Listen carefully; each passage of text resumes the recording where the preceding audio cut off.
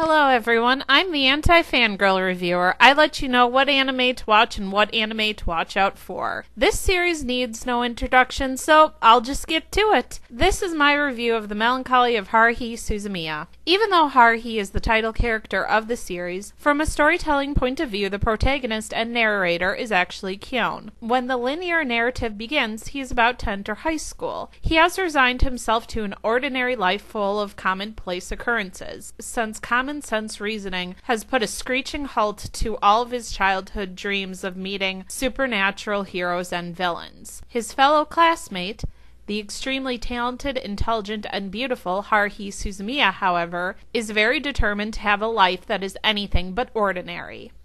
First off, I'm not interested in ordinary people. But if any of you are aliens, time travelers, or espers, please come see me.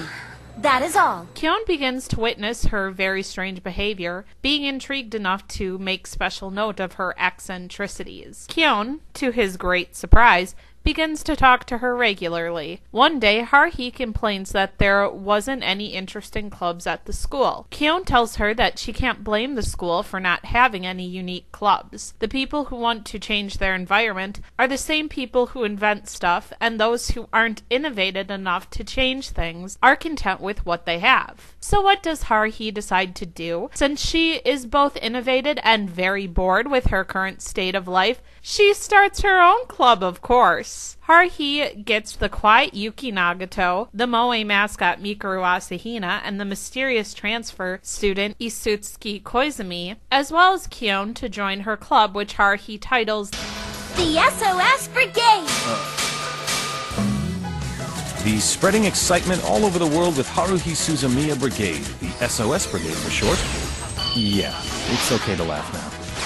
The SOS Brigade's mission is to find aliens, time travelers, and espers and hang out with them. But in actuality, its main function is to keep Haruhi from becoming bored. Haruhi's entertainment, and ours, is provided by the random crazy adventures the group has in this anime.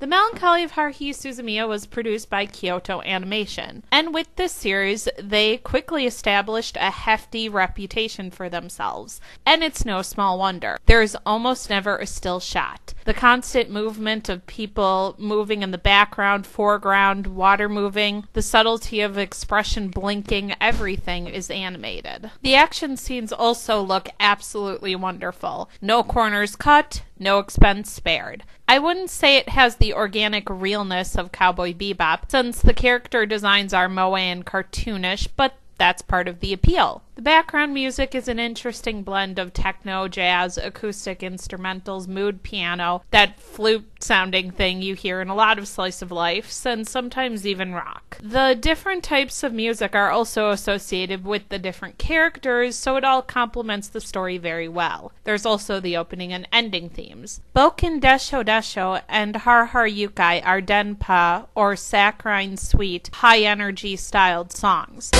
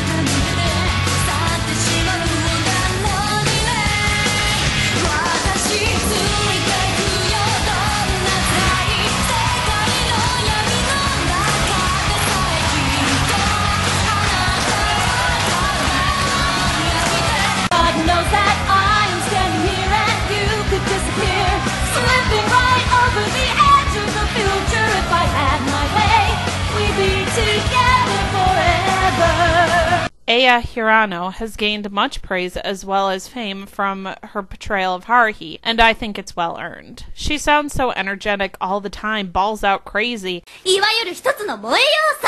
基本的にね、何かおかしな事件が起こるような物語には、こういう萌えでロリっぽいキャラが一人はいるものなのよ。Wendy Lee isn't as good as Hirano, but part of that is through no fault of her own, since Genki girls are very hard to translate. Lee made Haruhi sound like a teenage girl with an attitude that means business. Don't get me wrong, it's a good performance, but it's nothing spectacular. The problems of translation also extend to Stephanie Shea versus Yuko Goto playing Mikuru. こうなっては奥の手です。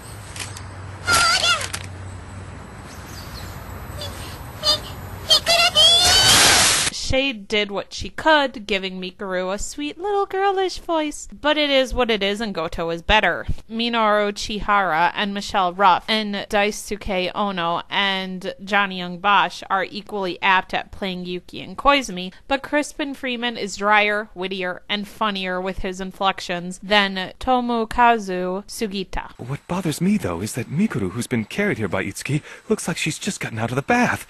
Maybe we're supposed to think that she was given a bath by Itsuki while she was unconscious? You gotta be kidding me! Then this would be the point where anyone's doubt turns into a white-hot rage, building into a desire to kill. But for now, I will not give it much thought, doing away with all of the emotions that might be bubbling up. This show is often classified as a parody of anime, but I'd rather call it pure, unadulterated otaku fan pandering. It's articulated and delivered extremely well, however. All of the much-loved staples and tropes of the medium are weaved together around a surprisingly original story. And there's two ways to watch it, either in chronological order or broadcast order. Watching it in broadcast order is actually more of a rewarding experience, even if it is confusing, but the chronological order is more user-friendly. This series also loves to show off the research that was done in the fields of physics and philosophy, so it would be wrong to call it stupid. But the fact of the matter is, fan service of every kind is packed into 14 episodes, making for a good time, but not giving you anything of true depth. Most of the blame, I think, can be placed on the characters. I'll even pick on my favorite character, Kyon. Yes, his dialogue is hilarious and his actions are understandable. He's altogether relatable, but the fact of the matter is we don't know much about him. What he's good at, what he hates, or anything about how he was brought up. I understand he's a stand-in for the audience and meant to be a blank slate we're supposed to fill in, but that doesn't make for good characterization, and it makes him only a standard access character. Yuki, Mikuru, and Koizumi are cliches